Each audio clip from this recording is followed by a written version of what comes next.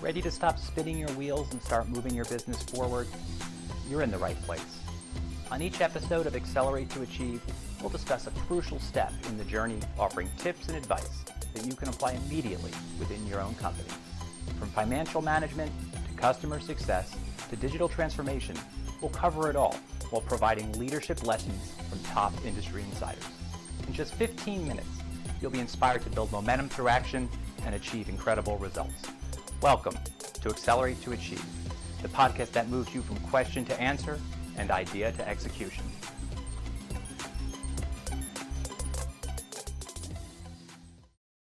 Hello, and welcome back to the latest edition of the Accelerate to Achieve podcast.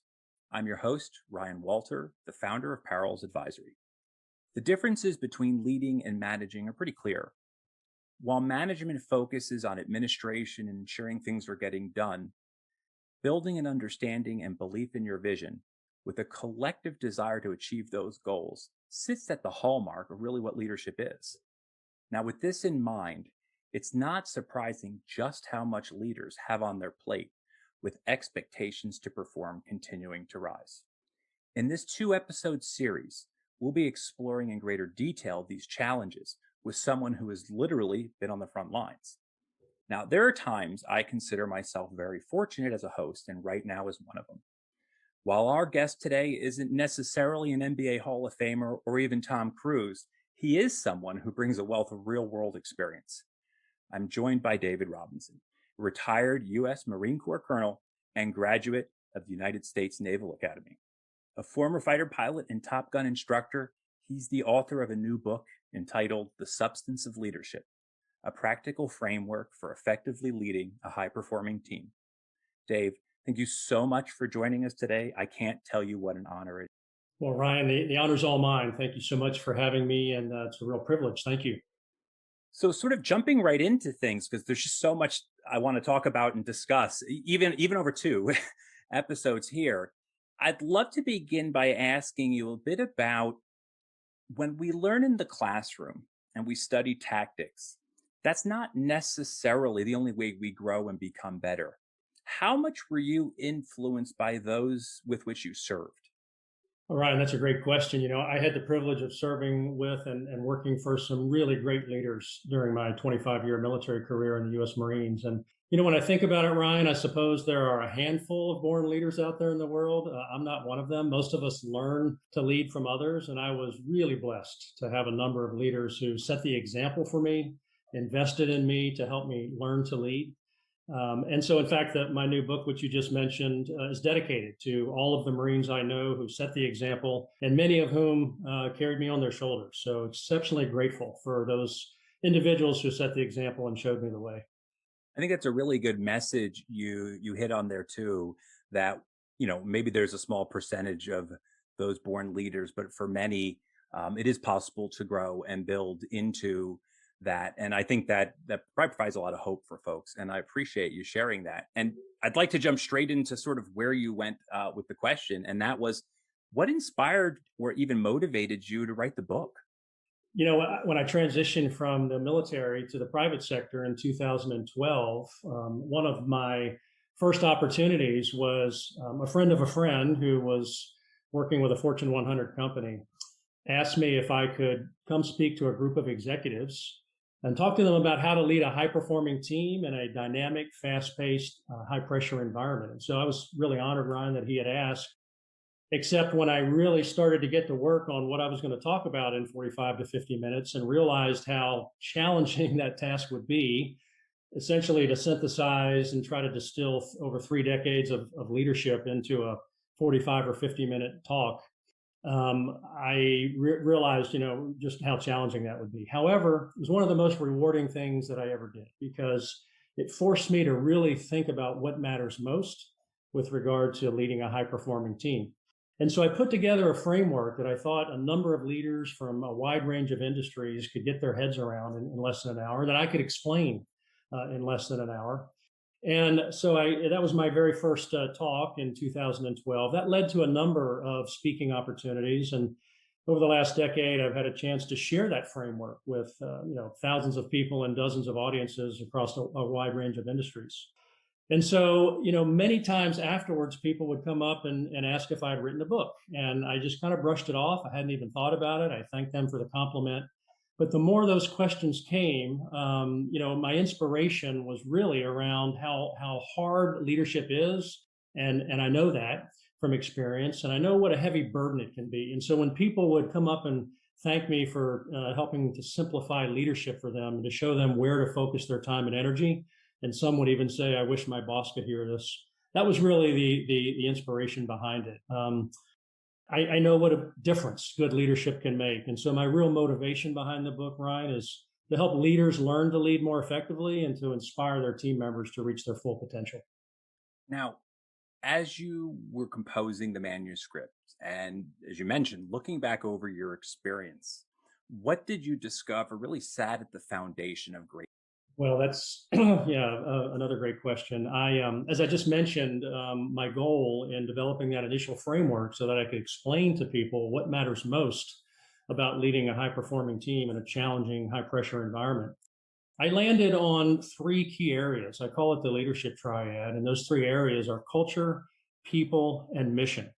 And I'll tell you how I landed on those areas. I started looking at leadership really since my time at the US Naval Academy and all the things that I learned as a midshipman there. And then I continued to think about my journey as a junior leader in the US Marine Corps. And I thought about the most effective leaders that I had ever worked with and worked for, and then some of the most ineffective, which we all have experience with. And so I started with a foundation of what good leadership looks like from a follower perspective.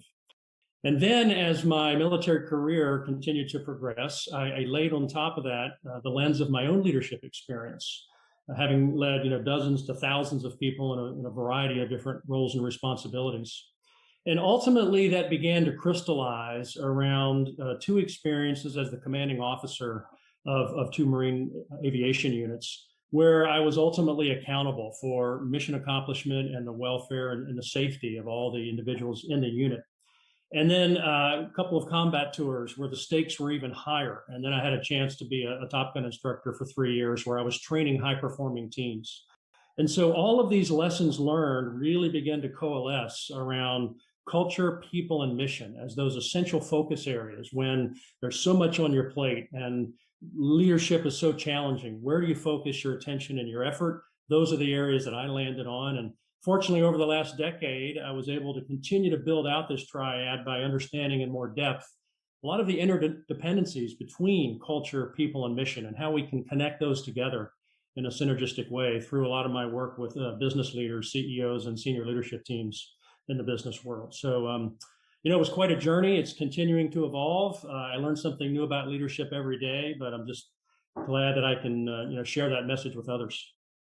Well, I'd like to piggyback on what you were saying and start our journey and take it a little further here and dive into the first item, and that's mission.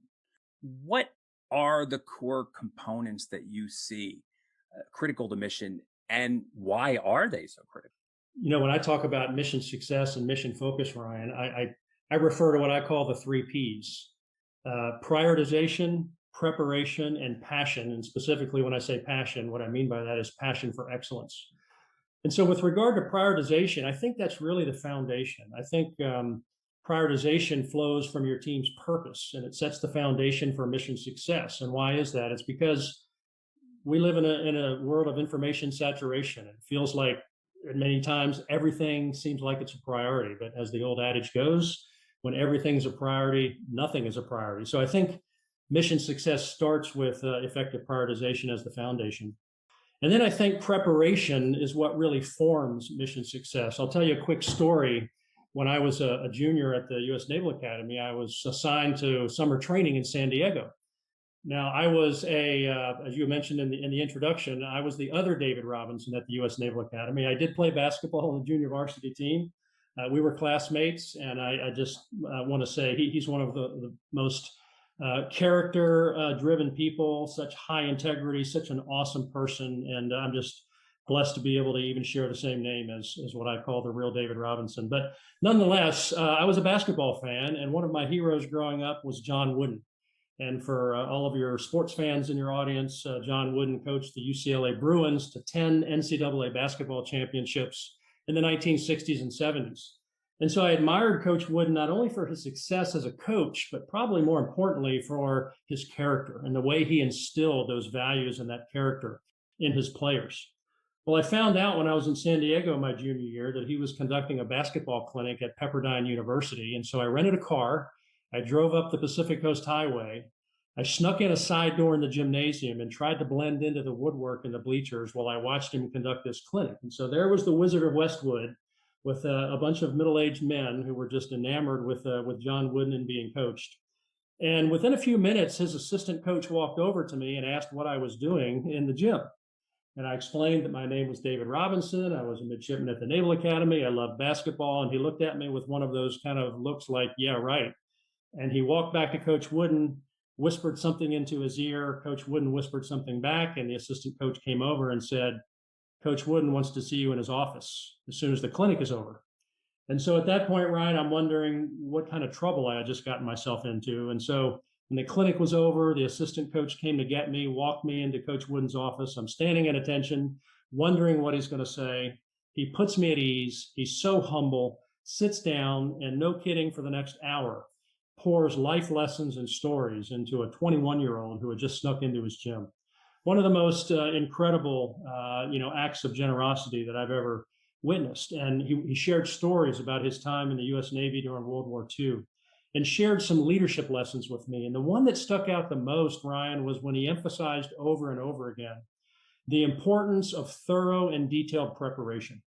Thorough and detailed preparation. And so I've applied that in every endeavor that I've ever undertaken as a leader. But the ultimate question I have for leaders when I coach and work with teams is, what are you doing today to prepare for tomorrow's opportunity? And that's the lesson and the message that Coach Wooden wanted to pass on to me that day. And I've tried to pass that on to others ever since. So I think that mission success starts with that first P of prioritization. It's the foundation. And then preparation forms mission success. What are you doing today to prepare for tomorrow's opportunity? And then the third P, which is critical in my opinion, is passion for excellence. I think it fuels mission mission success because it's really at the heart of continuous improvement. And I think that's really what drives any team to the next level of mission accomplishment. I wonder if we had the ability to go back and talk to your younger self and ask them which would create more fear, being called into Coach Wooden's office or the superintendent of the Naval Academy. I do wonder what your answer would be at that time. So that is a great story, and it must be great to be called in and at least have your mind put at ease and be able to take something away versus perhaps some of the worries you had walking into there before you started talking. Yeah, it was amazing for sure. So I'd like to talk a little bit about that passion for excellence. And the reason is it's really an effort that requires ongoing attention. It's just not a one and done kind of thing. So how impactful can it be if someone doesn't hold themselves to the same standard that they expect of others? Well, the simple answer, I think, Ryan, in my experience, is it's really impactful. I mean, setting the example, as we both know, is so important. Do as I say, but not as I do, just doesn't work in leadership, because if you don't walk your talk, it hurts your credibility. On the other hand, one of the most amazing things about the dozens of high performing teams that I've had the opportunity to serve on or observe over the years is the consistency with which teams rise to the standard that's set for them. And I say that with the caveat, it's provided that the leader holds themselves to an equal or higher standard. I'll be honest, I've had leaders that reported to me that were squadron commanders when I was a Marine Air Group commander that set standards that were so high that I honestly didn't think their team could achieve them. But almost without exception, I was wrong when the leader set the example and held themselves to an even higher standard. And so I just think that setting the example, leading through example, being competent in the way that you approach your work is so important in showing others the way to lead, as opposed to just telling them and then doing the opposite. Now, as our first episode draws to a close, what advice would you have for someone who isn't sure if others truly comprehend the mission they've been aiming to lay out? Well, I think, Ryan, if you're not sure if others comprehend the mission that your vision that you've laid out, I think The simple answer is just ask the members of your team with genuine curiosity. It's one of the lessons that I've learned over the years is as a junior leader, I guess I was probably more afraid than I should have been to ask questions because maybe it would show some type of lack of awareness or lack of understanding or lack of knowledge. But as I grew in my leadership responsibilities, I realized more and more the power of asking questions. And so I think, just ask the members of your team with genuine curiosity. How do they understand your mission? I might even start by admitting that I don't always communicate effectively. And I want to make sure that the mission that I have communicated is clearly understood. And I'll tell you, in my experience working with others, that type of humility and vulnerability can go a really long way in creating trust. And then depending on how they respond to that question, I would encourage leaders to think back to the 3 Ps that we just talked about. Many times, a lack of clarity around your mission is a result of not having clear priorities. And as I mentioned, I think our priorities need to flow from our purpose as a team. And so you might ask yourself, have you clearly articulated your purpose, the why to your team, why you do what you do would be the starting point, in my opinion. And then I'd encourage people, if you want to learn more on where to focus in order to help your team consistently perform at a high level, I'd encourage you to go to my website, verticalperformance.us. I have what's called the performance pressure test, and people can have a chance to see where they stand as a leader with regard to the essential areas that we talked about of culture, people, and mission. And that might give some insights into how they might want to adjust their focus to improve in those areas. And we will put the link, if those who are interested didn't catch it when you said it, in the show notes as well, so they're able to get there as well. So thank you for sharing that with everyone. My pleasure.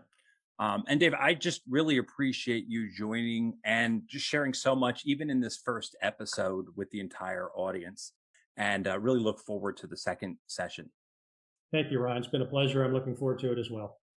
Now, just to remind everyone else, be on the lookout for that second episode of our discussion, where we'll be digging deeper into the 2 other components of the Leadership Triad. Thank you for listening today.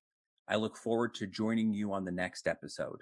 Until then, I'm Ryan Walter, and remember that solving your biggest business problem begins when you decide to accelerate your approach and achieve more.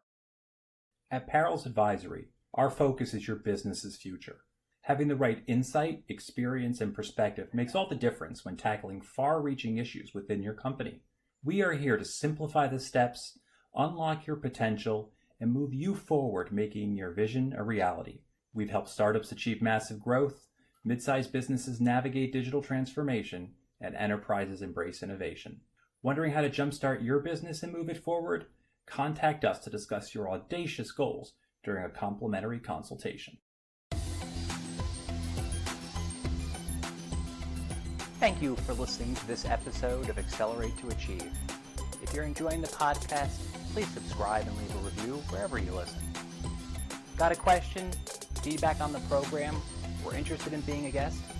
Simply go to parrels.co/A2A-podcast and send us a message. To learn more about our work or to book a consultation, visit us at parrels.co/contact. Until next time, remember that solving your biggest business problems begin when you decide to accelerate your approach and achieve more.